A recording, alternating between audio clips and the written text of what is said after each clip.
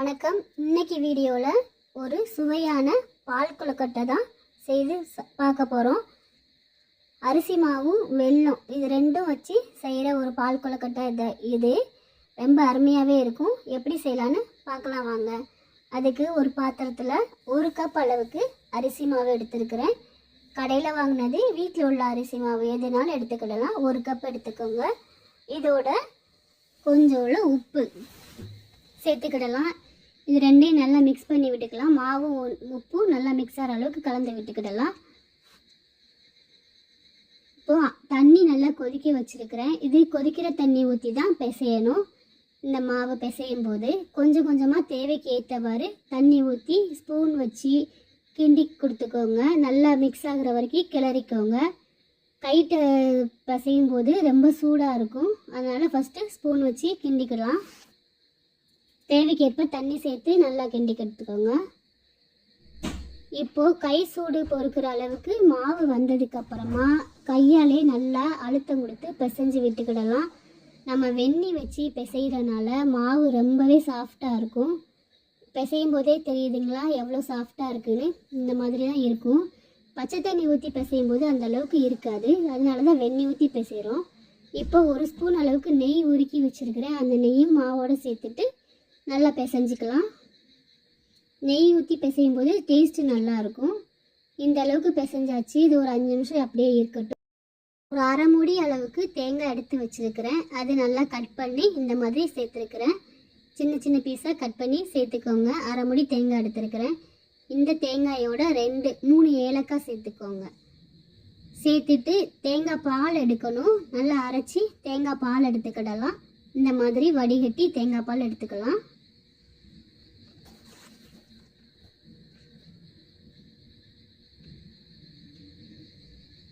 நல்லா அழுத்தி விட்டு தேங்காயில் உள்ள பாலெல்லாம் எடுத்து விட்டுடலாம். இப்போ இந்த தேங்காய் பால் அப்படியே இருக்கட்டும்.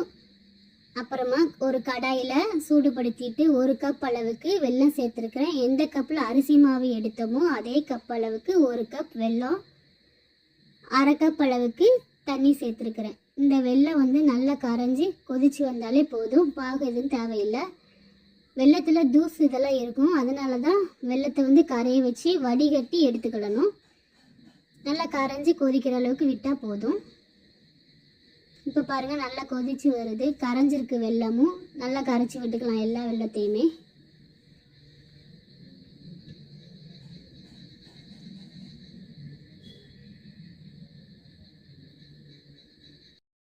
பொதுவாகவே வெள்ளத்தில் தூசு இருக்கும், அதனால தான் நம்ம இந்த மாதிரி கரைச்சி விட்டு எடுத்துக்கிடணும். வடிகட்டி எடுக்கும்போது அதில் உள்ள தூசி எது இருந்தாலும் வந்துடும், அதனால் நல்லா கொதிக்க விட்டு வடிகட்டி எடுத்துக்கிடலாம். இந்த அளவுக்கு கொதித்து வந்திருக்கு, போதும். வெல்லம் நல்லா கரைஞ்சிருச்சு. அடுப்பு ஆஃப் பண்ணிட்டு எடுத்துக்கிடலாம். இந்த அளவு நல்லா கரைஞ்சி வந்திருக்கு. இப்போ இதை ஒரு வடிகட்டியில் வடிகட்டி எடுத்துக்கிடலாம்.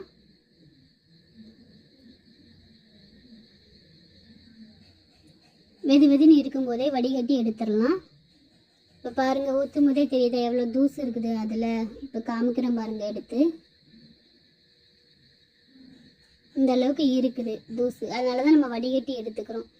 சரி, இது அப்படியே இருக்கட்டும். அடுத்ததான் நம்ம ஏற்கனவே மாவு பிசைஞ்சு வச்சுருக்கோம்ல, 5 நிமிஷம் ஆயிடுச்சு. இது நம்ம கொழுக்கட்டை செய்கிறதுக்கு ஆரம்பிச்சிடலாம். எவ்வளோ சாஃப்டாக இருக்குது பாருங்கள். இதிலேருந்து ஒரு சின்ன உருண்டை எடுத்து உருட்டிக்கிடலாம். எந்த சேஃப் வேணுமோ அந்த சேஃபில் உருட்டிக்கிடலாம். நான் இப்போ ரவுண்டு சேஃபு, அப்புறம் இன்னொரு நீட்டு சேஃபு உருட்ட போகிறேன். ஃபஸ்ட்டு ரவுண்டு சைஸில் உருட்டி காமிக்கிறேன். இதை மாதிரி உருட்டிக்கோங்க. கொஞ்சமாக மாவு எடுத்து கையில் அழுத்தம் கொடுத்து லைட்டாக அந்த மாதிரி உருட்டிக்கோங்க. நல்லா உருண்டு வந்துடும்.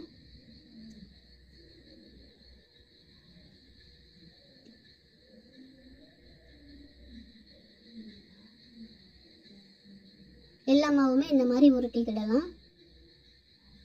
இது ரவுண்டு சேஃபு. அடுத்ததாக நான் நீட்டை சேஃபில் உருட்டி காமிக்கிறேன் பாருங்க. ஒரு மாவு எடுத்து இந்த மாதிரி உருட்டிட்டு அதுக்கப்புறம் விரலால் இந்த மாதிரி உருட்டினீங்கன்னா நீட்டை சைஸில் வரும். அதை லைட்டாக அழுத்தினாலே போதும்.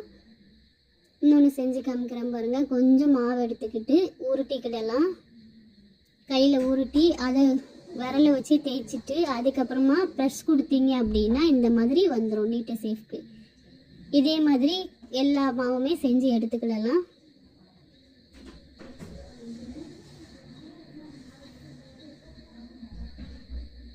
இந்த கொழுக்கட்டை செய்கிறது ரொம்பவே ஈஸி தான். இதே மாதிரி எல்லாமே செஞ்சு எடுத்துக்கிடலாம்.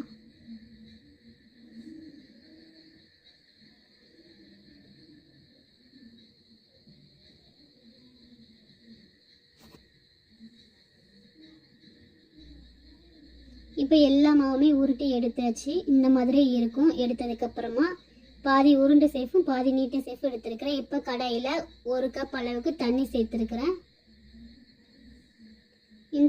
இதோட 1 ஸ்பூன் நெய் ஊற்றி கொதிக்க வச்சுருக்கிறேன். நெய் ஊற்றுனதுனால கலர் சேஞ்ச் ஆகிருக்குது. 1 ஸ்பூன் நெய் ஊற்றிருக்கிறேன். நெய்யோடு செய்யும்போது டேஸ்ட்டு நல்லாயிருக்கும். நம்ம ஏற்கனவே செஞ்சு வச்சுருக்கோம் இல்லையா, அந்த கொழுக்கட்டையில் எடுத்து ஒன்று ஒன்றா சேர்த்துக்கிடலாம். மொத்தமாக தட்டும்போது ஒரே இடத்துல கட்டி கணக்காக சேர்ந்துடும். அதனால் தனித்தனியாக ஒவ்வொன்றா சேர்த்துக்கிடலாம். எல்லா கொழுக்கட்டையுமே எடுத்து சேர்த்துடலாம். இந்த கொழுக்கட்டை எல்லாத்தையும் சேர்த்ததுக்கப்புறம் உடனே கிளறி கொடுக்கக்கூடாது. கிளறும் போது மாவு தண்ணியில் கரைஞ்சிரும். ஒரு 5 நிமிஷம் வேக விட்டு அதுக்கப்புறம் கிளறி கொடுத்தா ஒன்றும் செய்யாது. இப்போது வேக விட்டு ஒரு 5 நிமிஷம் ஆயிடுச்சு. லைட்டாக அப்படியே மெதுவாக கிளறி கொடுக்க பாருங்க. நல்லா முழுதாகவே வருது. உடையெல்லாம் இல்லை, முழுசாக இருக்குது. இது ஒரு 10 நிமிஷம் வேக விட்டாலே போதும். உடனே கிண்டும் போது தான் கரைஞ்சி வந்துடும். இந்த மாதிரி ஒரு 5 நிமிஷம் கழித்து லைட்டாக கிண்டி கொடுக்கும்போது உடையாது. இப்போது இதோடையே நம்ம ஏற்கனவே வெள்ளைப்பாகு எடுத்து வச்சுருக்கோம்ல, அதையும் சேர்த்துக்கிடலாம்.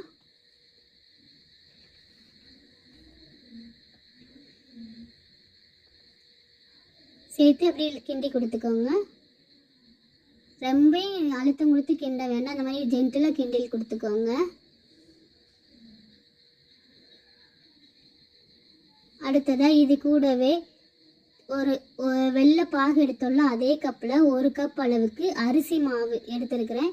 இந்த அரிசி மாவு தேவையான அளவு தண்ணி ஊற்றி கரைச்சி எடுத்துக்கிடலாம்.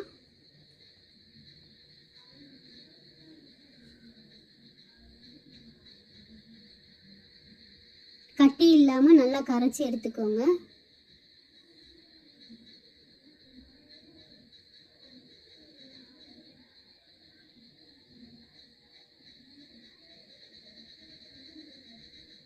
இந்த அரிசி மாவும் நம்ம கொழுக்கட்டையோட சேர்க்கணும். அதனால் நல்லா கரைச்சி விட்டுக்கிடலாம். கட்டி இல்லாமல் நல்லா கரைச்சி எடுத்துக்கிடணும்.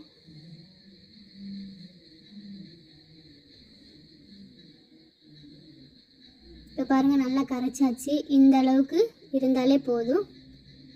இது நம்ம ஏற்கனவே கொழுக்கட்டை வெந்துக்கிட்டு இருக்குல்ல, அதோட சேர்த்துடலாம்.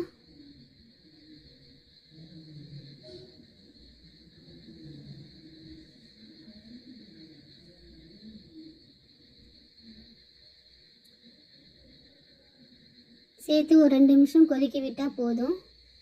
லைட்டாக கிண்டி கொடுத்து 2 நிமிஷம் கொதிக்க விட்டுடலாம்.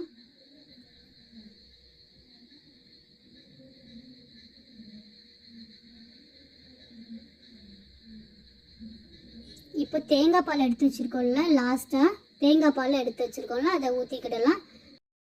தேங்காய் துருவல் கொஞ்சம் எடுத்து வச்சுருக்கேன், அதையும் சேர்த்துக்கிடலாம். தேங்காய் பால் சேர்த்தோன்னே அடுப்பை ஆஃப் பண்ணிடலாம். ஆஃப் பண்ணிவிட்டு லைட்டாக கிளறி கொடுத்துக்கோங்க. அவ்வளோதான், நமக்கு சுவையான பால் கொழுக்கட்டை தயாராகிருச்சு.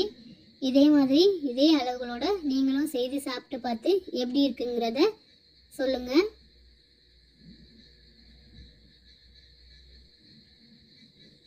எவ்வளோ அழகாக வந்திருக்கு பாருங்கள். அருமையாக இருக்கும் டேஸ்ட்டு. இதே மாதிரி செஞ்சு சாப்பிட்டு பாருங்கள்.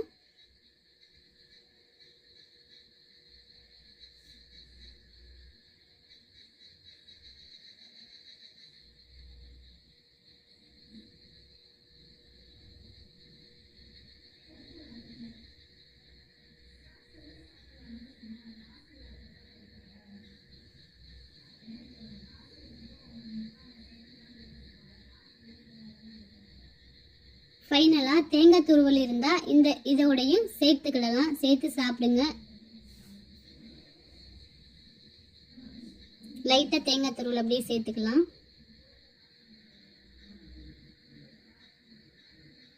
அவ்வளோதான், நமக்கு சுவையான பால் கொழுக்கட்டை ரெடி ஆயிடுச்சு. எவ்வளோ அருமையாக இருக்குது பாருங்கள். சூப்பர்.